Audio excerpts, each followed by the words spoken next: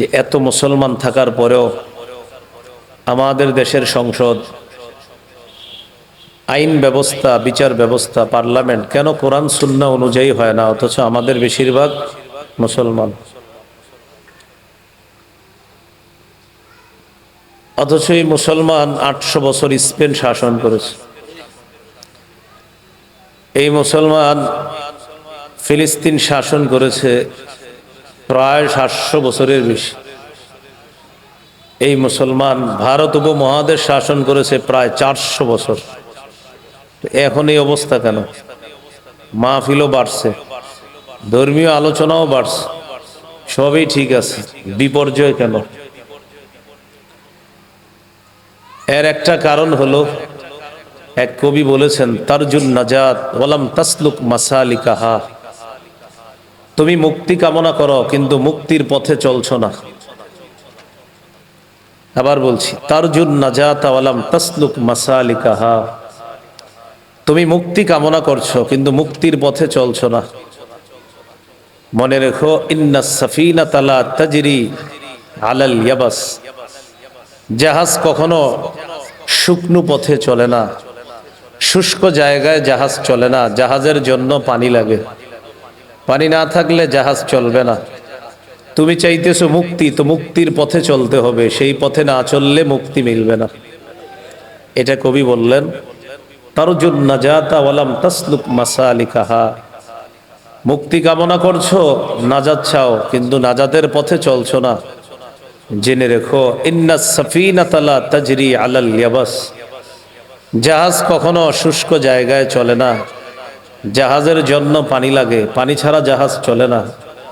তুমি মুক্তি চাও তো মুক্তির পথে চলতে হবে, সে পথে না চললে মুক্তি পাবে না। এটা হলো একটা কথা।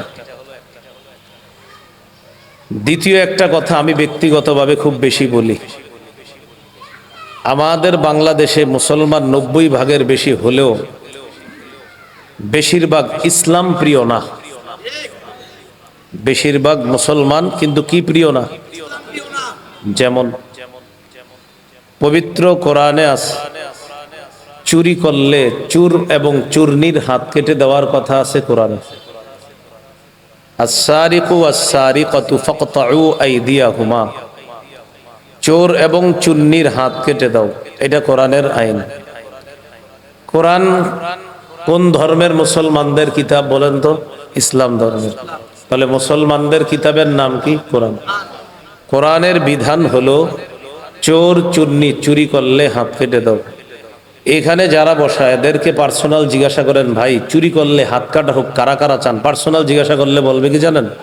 এটা কোনো কথা? একটা মানুষের হাত কেটে ফেলা হবে? অথচ নাম আব্দুর রহমান, বাপের নাম আব্দুর রহিম। আবার বলে আমার দিল হলো কোরআন, আমার কিতাব হলো কোরআন। তো যখন বলা হলো কোরআনে বলছে চোর চূর্ণীর হাত কেটে দাও, এখন হাত কাটা হবে, এটা কি চান? বলবে না না, হাত কাটা হবে, এটা কোনো কথা? বললাম না, মুসলমান কিন্তু ইসলাম প্রিয় না, এটা হলো প্রমাণ। যদি ইসলাম প্রিয় হতো তো মেনে নিত, কোরআন বলছে তো মেনে নিতে হবে। কোরআনের সূরা আলী ইমরানের 131 নম্বর আয়াতে আছে, ইয়া আইয়ুহাল্লাযীনা আমানু লা তাকুলুর রিবা। হে ঈমানদারগণ, তোমরা সুদ খেও না। এই জায়গায় যারা সুদ মুক্ত লেনদেন করে কয়জন? হাত তুলেন না, পার্সোনাল জিজ্ঞাসা করেন, সুদ মুক্ত লেনদেন কয়জন করে?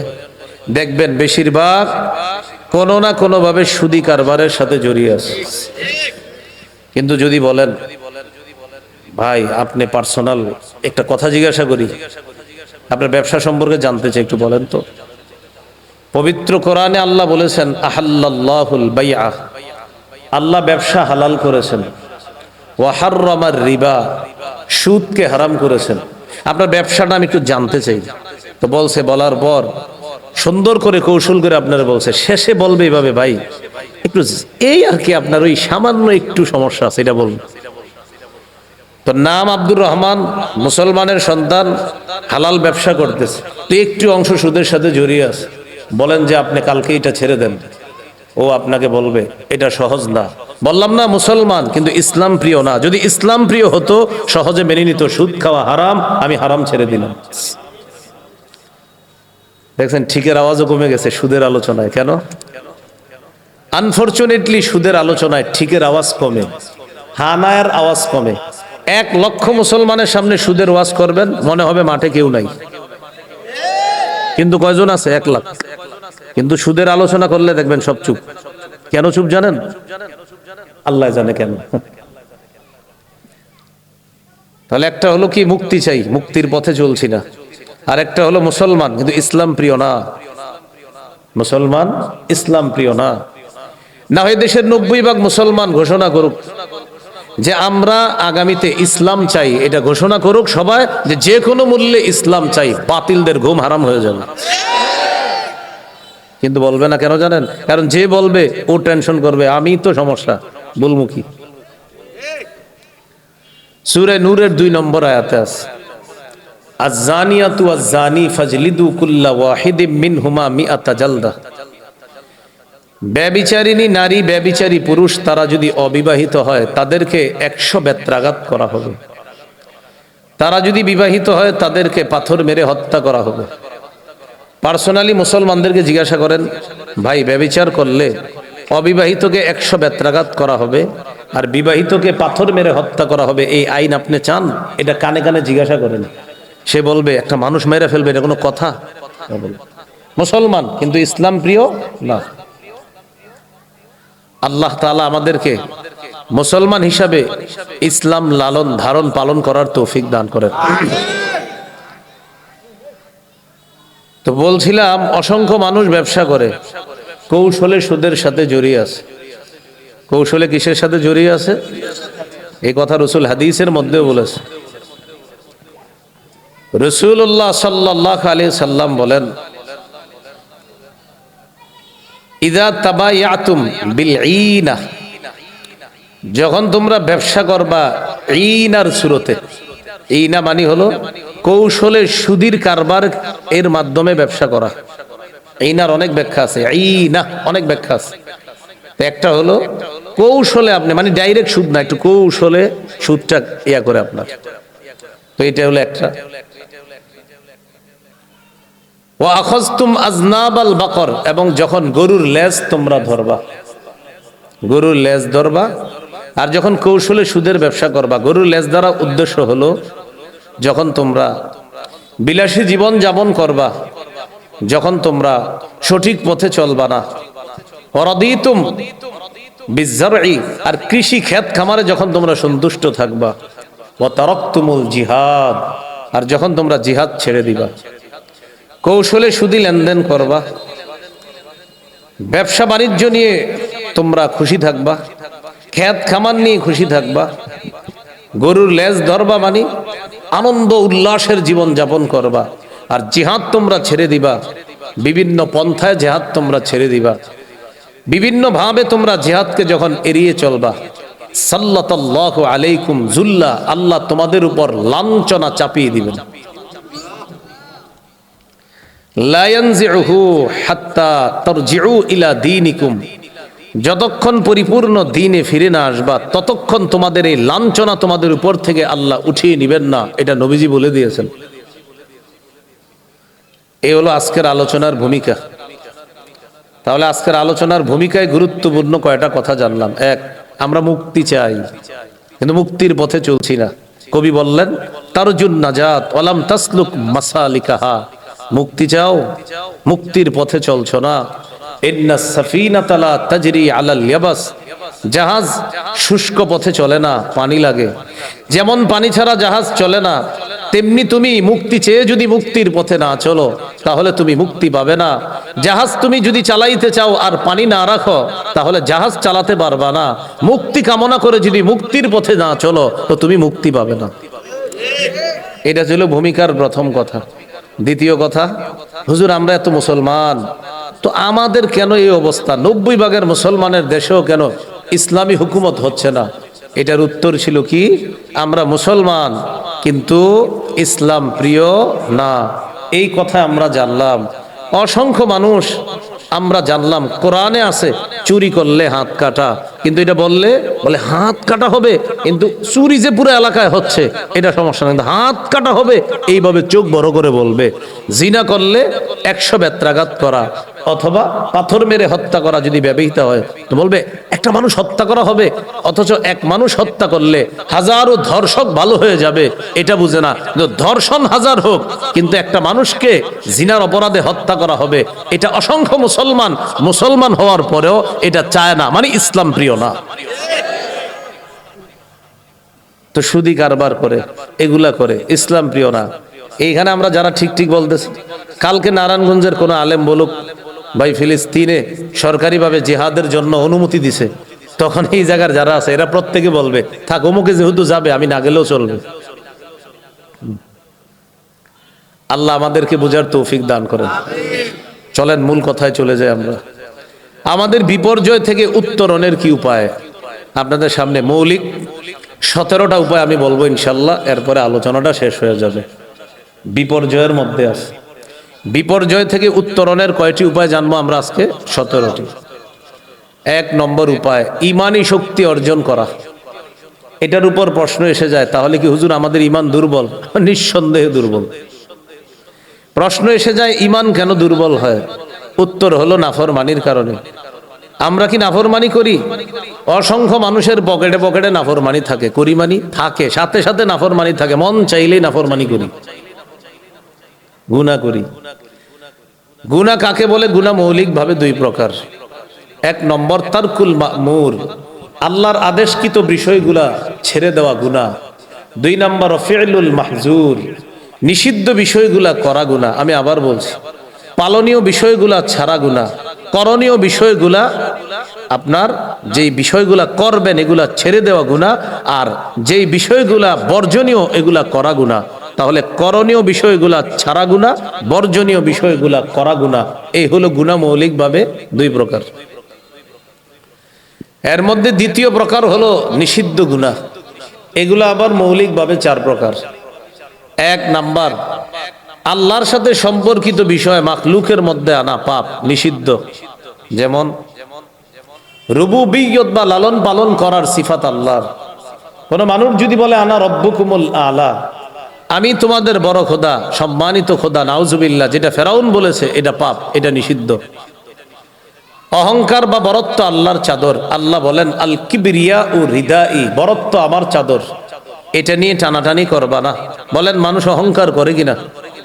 অহংকার করা এটা মানুষের জন্য পাপ। বরত্ব এটা আল্লাহর সিফাত, আল্লাহর চাদর, এটা মানুষ টানাটানি করা পাপ, এটা নিষিদ্ধ। 2 নম্বর আয-যুনুবুশ শাইতানিয়া, ইবলিসের সাথে সম্পর্কিত পাপ, এটা মানুষের মধ্যে আনা পাপ। যেমন হাসাদ বা হিংসা করা। রাসূলুল্লাহ সাল্লাল্লাহু আলাইহি ওয়াসাল্লাম বলেন ইয়াকুম ওয়াল হাসাদ, তোমরা হিংসা থেকে বাঁচো।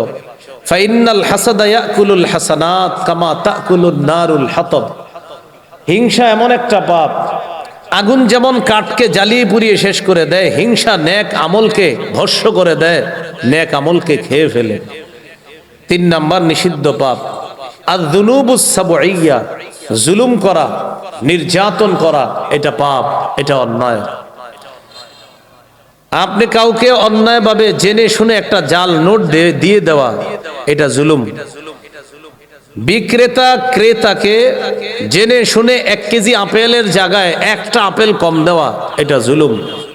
চাঁদাবাজি করা জুলুম, দখলদারি করা জুলুম। নিশ্চিত আরেকজনের জমি তার নামে রেজিস্ট্রেশন আছে, এলাকাবাসীও সাক্ষী দেয়, তার জমি জোর দখল করে আপনি এটাকে ভোগ করা আর 36 বার হজ করা, এটাও জুলুম। জুলুম জুলুম, এটা নিষিদ্ধ পাপ। 4 নাম্বার আয-যুনুবুল বাহিমিয়া, পশু সুলভ পাপ। কুকুর একটা কাজ রাস্তাঘাটে করে, এটা মানুষ করলে এটার নাম হয় জিনা, এটা মানুষের জন্য পাপ। কিছু পশু আছে যেটা পশুর জন্য পাপ না, কিন্তু মানুষের জন্য পাপ। যেমন আজকে রাতে এশার নামাজ না পড়ে অনেক পশু ঘুমায়া যাবে। আজকে রাতে খাবার খেয়েছে পশু অনেক, এই পশুরা এশা পড়বে না, তারা ঘুমিয়ে যাবে। অসংখ্য মানুষ আছে যারা আজকে রাতে খেয়েছে কিন্তু নামাজ পড়বে না, তারাও ঘুমিয়ে যাবে। পশু কালকে ফজর পড়বে না, অসংখ্য মানুষ আছে কালকে ফজর পড়বে না। পশু সকালে উঠা মালিককে বুঝাবে আমার নাস্তা দরকার। অসংখ্য মানুষ আছে 8টা 9টা উঠা মারে বলবে পরোটা ভাজি দাও। তো বলেন পশু আর তার মাঝে পার্থক্য কি? আপনিও খাইলেন, পশুও খাইল। আপনি এশা বললেন না, পশুও পড়ল না। আপনি ফজর বললেন না, পশুও ফজর বলল না। আপনি সকালে নাস্তা করলেন, পশুও নাস্তা করলো। আপনার আর ওই পশুর মাঝে কোথায় পার্থক্য হলো? এই জন্য আল্লাহ বলেছেন উলাইকা কাল আনআম, এরা চতুষ্পদ জন্তুর মতো। বালহুম আদল, বরং এর চেয়ে আরো নিকৃষ্ট।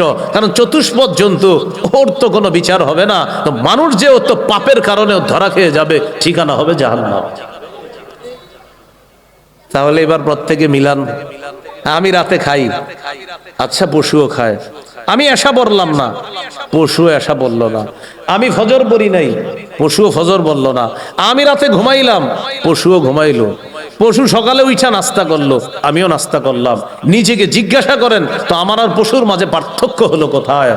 পার্থক্যটা তো এটাই, আমি রবের ইবাদত করব, এশা পড়ব, ফজর পড়ব, জোহর আসর মাগরিব পড়ব, পশু পড়বে না। এজন্য ও পশু আর আমি মানুষ, আমি আশরাফুল মাখলুকাত। নিষিদ্ধ পাপ কয় প্রকার? 4 প্রকার। প্রথমে পাপ 2 প্রকার। একটা হলো পালনীয় গুলা না করা পাপ, 2 নাম্বার বর্জনীয় গুলা করা পাপ। এই বর্জনীয় পাপ মৌলিক ভাবে 4 প্রকার। চতুর্থ নাম্বার হলো পশু সুলভ আচরণ মানুষের মধ্যে আনা। আল্লাহ আমাদেরকে সব পাপ থেকে হেফাজত করেন। বড় ছোট হিসাবে পাপ 2 প্রকার, একটা কবিরা গুনাহ আর একটা সগীরা গুনাহ। সূরা নিসার 31 নম্বর আয়াতে আল্লাহ বলেন ইন তাজতানিবু কাবাইরা মা তুনহাউনা আন, যদি তোমরা কবিরা গুনাহ থেকে বাঁচো, নুকাফির আনকুম সাইয়্যাতিকুম, আমি তোমাদের সগীরা গুনাহ মাফ করে দেব। ওয়া নুদখিলকুম মুদখালান কারীমা, মৃত্যুর পর সম্মানের জায়গা জান্নাতে তোমাদেরকে প্রবেশ করাবো। আল্লাহ আমাদেরকে সগীরা কবিরা গুনাহ থেকে বাঁচার তৌফিক দান করেন। চলেন মূল আলোচনায় চলে আসি। আমাদের বর্তমান বিপর্যয় থেকে উত্তরণের কয়টি উপায় জানবো আজকে আমরা। 1 নাম্বার উপায়, ইমানি শক্তি অর্জন করা। ইমানি শক্তি আমাদের কমে গেছে। ইমানি শক্তি কিভাবে কমে? নাফরমানির কারণে। নাফরমানি যত বেশি হবে কলবের মধ্যে কালো দাগ পড়ে যায়, আর কলবের মধ্যে থাকে ইমান। ওই কালো দাগওয়ালা কলবের মধ্যে যদি ইমান থাকে, এটা দুর্বল হয়ে যায়। এই জন্য ইমাম বুখারীর মধ্যে শিরোনাম আনছেন আল ইমানু ইয়াজিদু ওয়া ইয়ানকুস, ইমান বাড়ে ইমান কমে। ইমান থাকার জায়গা হলো কলব। 26 নম্বর পারা 16 নম্বর পৃষ্ঠা আছে ওয়ালাম্মা ইয়াদখুলুল ঈমানু ফি কুলুবিকুম ক্বালাতিল আ'রাবু আমান্না। গ্রাম্যবাসী বেদুইনরা বলে আমরা ঈমান আনলাম। গ্রাম্যবাসী যারা, তারা বলে আমরা ঈমান আনলাম। ক্বালাতিল আ'রাবু আমান্না, তারা বলে আমরা ঈমান আনলাম। শেষের দিকে আল্লাহ বলেন ওয়ালাম্মা ইয়াদখুলুল ঈমানু ফি কুলুবিকুম, অথচ তোমাদের অন্তরে এখনো ঈমান প্রবেশ করেনি। আয়াত থেকে বোঝা যায় ঈমান থাকার জায়গা হলো কলব, আর মানুষ যত পাপ করে তার কলবের উপর আবরণ পড়ে যায়। বলেন ঈমান থাকার জায়গা কোথায়? পাপ করলে কোথায় আবরণ পড়ে? কলবের মধ্যে। তো যত আবরণ পড়বে ঈমান তত দুর্বল হয়ে যাবে। আল্লাহ হেফাজত করেন। হাদিসের মধ্যে আছে রাসূলুল্লাহ সাল্লাল্লাহু আলাইহি সাল্লাম বলেন ইন্নাল আবদা ইযা আযনাবা যামবা, বান্দা যখন একটা গুনাহ করে, নুকিতাত ফি কলবিহি নুকতাতুন সাউদা, তার অন্তরের মধ্যে একটা কালো দাগ পড়ে যায়। যখন সে তওবা করে, ওই কালো দাগটা দূর হয়ে যায়, কলবটা স্বচ্ছ হয়ে যায়। কিন্তু সে যখন পাপটা আবার করে, কালো দাগের মাত্রাটা বেড়ে যায়। এক পর্যায়ে কালো দাগ পড়তে পড়তে তার কলবটা কালো দাগের ভিতরে পড়ে যায়। কোরআনে এটাকে বলা হয়েছে রন। সূরা মুতাফফিফিন আল্লাহ বলেন কাল্লা বাল রানা আলা কুলুবিহিম মা কানু ইয়াকসিবুন, তাদের পাপের কারণে, গুনাহের কারণে তাদের অন্তরের উপর মরিচা পড়ে গেছে। আর ওই মরিচাওয়ালা অন্তর যাদের হবে, তাদের থেকে আল্লাহ কিয়ামতের মাঠে আড়াল হয়ে যাবে, রহমতের দৃষ্টি দিবে না। পরে পরে আছে কাল্লা ইন্নাহুম আর রাব্বিহিম ইয়াউমা ইযিল লামাহজুবুন। তো প্রিয় ভাইরা, উত্তরণের 1 নাম্বার উপায় ইমানি শক্তি অর্জন করা। ইমানি শক্তি কমে কেন? নাফরমানির কারণে। তাহলে এবার প্রশ্ন, হুজুর ইমানি শক্তি বাড়বে কিভাবে? উত্তর সোজা, নাফরমানি ছাড়লে ইমানি শক্তি বাড়বে। বলেন ইমানি শক্তি কমে কেন? বলেন নাফরমানি করলে। কমে কেন? এখন আপনারা বলেন বাড়বে কিভাবে? নাফরমানি ছাড়লে। বলেন ইমানি শক্তি কমে কেন? নাফরমানি করলে। ইমানি শক্তি বাড়বে কিভাবে? নাফরমানি ছাড়লে। আল্লাহ নাফরমানি থেকে হেফাজত করেন। ইমানি শক্তি বাড়ার কিছু উপায় জেনে নি, আমলি উপায়। এক নাম্বার, কোরআন তেলাওয়াত করলে ইমান বাড়ে। কি করলে ইমান বাড়ে? সূরা আনফালের 2 নম্বর আয়াতে আছে, ওয়াইদা তুলিয়াত আলাইহিম আয়াতুহু জাদাতহুম ঈমানা। মুমিন তারা যাদের সামনে কোরআন তেলাওয়াত করা হলে তাদের ঈমান বেড়ে যায়। এই কোরআনের তেলাওয়াত তাদের ঈমান বাড়ায়া দেয়, কোরআন তাদের ঈমান বাড়ায়া দেয়। তাহলে কোরআন তেলাওয়াত ঈমান বাড়ায়। পড়বেন নি ইনশাআল্লাহ? আমরা শুধু রমজানে কোরআন পড়ি, 1 খতম 2 3 4 খতম পড়ে ইমাম সাহেবের কাছে চিঠি লেখে 27শে রমজান, হুজুর দাদার জন্য 1 খতম, দাদির জন্য 1 খতম, নানা নানির জন্য 1 খতম। খতমটা বক্সায়া দিয়েন 27শে রমজানে হুজুরে লেখে। বক্সানো মানে পৌঁছানো। আচ্ছা, আপনার পৌঁছানোর আগে এটা কোথায় ছিল? আকাশে বাতাসে ঘুরতেছিল নাকি? আপনারা বলেন, আমারে যদি বুঝাই দিতে পারেন আমিও লিখবো বক্সানোর কথা। এই যে লেখে বক্সায়া দিয়েন, তো আগে কই ছিল? ঠিক আছে আপনার কথা, বক্সানো তো আগে কিটা ঘুরতেছিল দুনিয়াতে? এতটুকু লিখতে পারেন, হুজুর 3 4 খতম কোরআন পড়ছি, আমিও আল্লাহর কাছে মাপ চাইছি, নিশ্চিত মানুষ হিসেবে ভুল হয়ে গেছে। আপনি একটু আল্লাহরে বললেন আমার ভুল ত্রুটি হয়ে থাকলে আল্লাহ যেন মাফ করে দেয়, এটা বলেন। বক্সানোর কথা কেন বলেন? আপনি যখন যে নিয়তে পড়তেছেন আল্লাহ তো সেই নিয়ত পুরা করতেছে। হাদিসে আসছে রাসূল সাল্লাল্লাহু আলাইহি সাল্লাম বলেন, ইকরাইল কুরআনা ফি 40, 40 দিনে অন্তত 1 খতম কোরআন পড়ো। পারলে 3 দিনে 1 খতম, না হয় 7 দিনে 1 পারা করলে পড়লে 30 দিনে 1 খতম। আর যদি এটা না পারেন, নবী বলেন অন্তত 40 দিনে 1 খতম কোরআন পড়া। প্রতিটা মুসলমানের জন্য 40 দিনে 1 খতম কোরআন পড়া মুস্তাহাব।